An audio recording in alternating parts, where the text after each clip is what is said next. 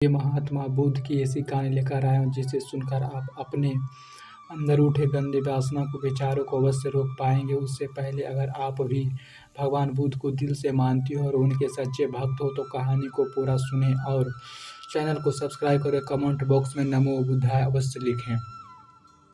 एक बार एक युवक गौतम बुद्ध के पास आया और गौतम बुद्ध के बोला, बुद्ध मेरे मन में विचार क्यों आते हैं नहीं चाहता हूँ फिर वे मन में गंदे गंदे विचार आए, पर मेरे मन हमेशा काम वासना के विचार चलते रहते हैं और मैं इनके बारे में सोच और इनके सबके परेशान हूँ। मेरी ऊर्जा समय या सब सोचने में विचारों की वजह से मैं कभी भी शांत नहीं रह पाता हूँ। मैं हमेशा स्त्रियों को देखकर मोहित हो जाता हूँ, अपने आप को रोक नहीं पाता। अब बुद्ध मुस्कुराकर उसका युवक से पूछा, क्या तुम्हें पता है यह काम वासना होती क्या है? फिर क्या उसने उत्तर दिया और कहा, बुद्ध मैं तो नहीं जानता कि काम वासना होते क्या, पर हाँ यह जो भी बहुत बुरी चीज़ है।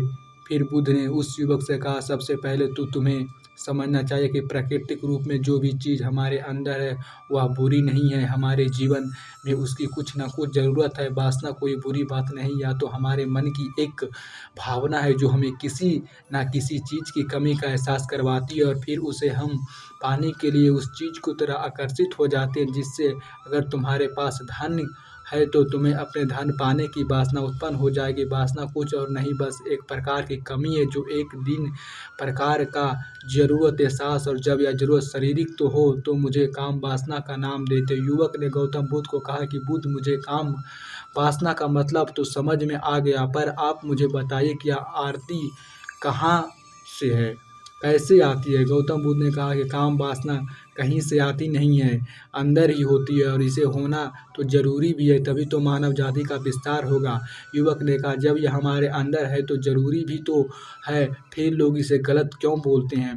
बुद्ध ने कहा कि यह समस्या है, लोगों ने काम वासना को गलत तरीके से सोच लिया है, इसे छुपाने दबाने की कोशिश करते हैं। काम वासना गलत नहीं है, बल्कि काम वासना का गलत तरीके से प्रयोग करना गलत बात है। लोग जिससे प्रेम करते हुए बस उसी के लिए जीना लग जाती है, उसे पाने ही अपना मार्ग बना लेती है और उसी के बारे में हमेशा सोचते रहती हैं, पर यह सब गलत है। बुद्ध ने युवक से कहा, क्या तुम्हें पता है जानवरों में भी काम वासना होती है? युवक ने उत्तर दिया, हाँ बुद्ध, जानवरों में भी काम वासना होती है, क्योंकि जानवर भी तो आखिरी अपने वंशों को आगे ले जाएगी। बुद्ध ने कहा, तो फिर हम जानवरों के काम वासना को गलत क्यों नहीं कहते हैं? युवक ने कहा, मुझे नहीं पता महात्मा, आप ही मुझे बताइए। गौतम बुद्ध ने कहा कि जानवर अपनी काम वासना का प्रयोग आनंद प्राप्ति के लिए नहीं करते, हुआ तो सिर्फ संतान उत्पत्ति करने के लिए काम वासना का प्राप्ति करते हैं, उपयोग करते हैं। जानवरों को प्रकृति ने इतनी समझ नहीं दी कि वह काम वासना को अपने सुख का आधार बना सके। मनुष्य अपनी समझ के बल बूते पर प्रकृति में प्रत्येक वस्तु को अपने सुख के लिए प्रयोग करता। हम इंसानों को ही काम ही करते हैं, अपने सुख का साधन बना लिया है, जबकि प्रकृति ने तो हमें अपने अग्रसर करने के लिए दिया था, लेकिन इंसानों ने इसे अपने जीवन का परम लक्ष्य बना लिया।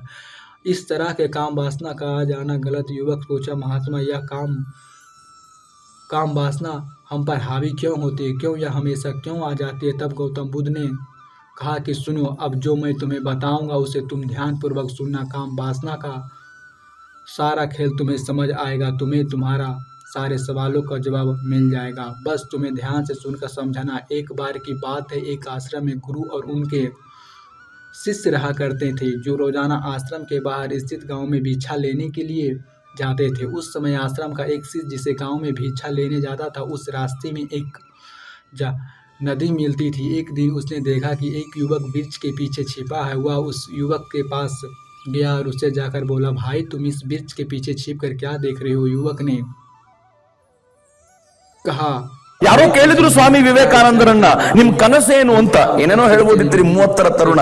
ಸ್ವಾಮಿ ವಿವೇಕಾನಂದರು ಹೇಳ್ತಾರೆ, ನನ್ನ ದೇಶ ನನ್ನ ಧರ್ಮ, ಜಗತ್ತಿನ ಯಾವುದೇ ದೇಶ ಯಾವುದೇ ಧರ್ಮಗಳಿಗಿಂತ ಗುಲಗಂಜಿಯಷ್ಟು ಕಡಿಮೆ ಇಲ್ಲ ಅನ್ನೋದನ್ನ ಸಾಬೀತುಪಡಿಸೋದು ನನ್ನ ಜೀವನದ ಗುರಿ ಅಂತ ಈ उससे कहा था, अरे पगले तुम्हें दिखाई नहीं दे रहा है कि कैसे यह परियां नदी में पानी निकाल रही है, जरा उनकी अदाओं को तो देखो।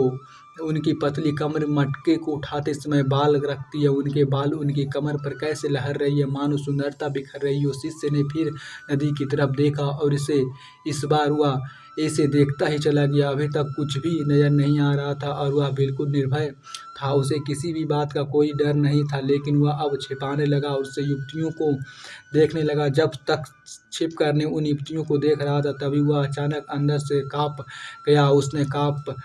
उसने कहा कि मैं क्या कर रहा हूँ, मैं जो कर रहा हूँ वह यहाँ से चले जाना चाहिए। फिर क्या हुआ, जल्दी वहाँ से चल गया। वह आश्रम पहुँच जाता है तो आज जाकर वह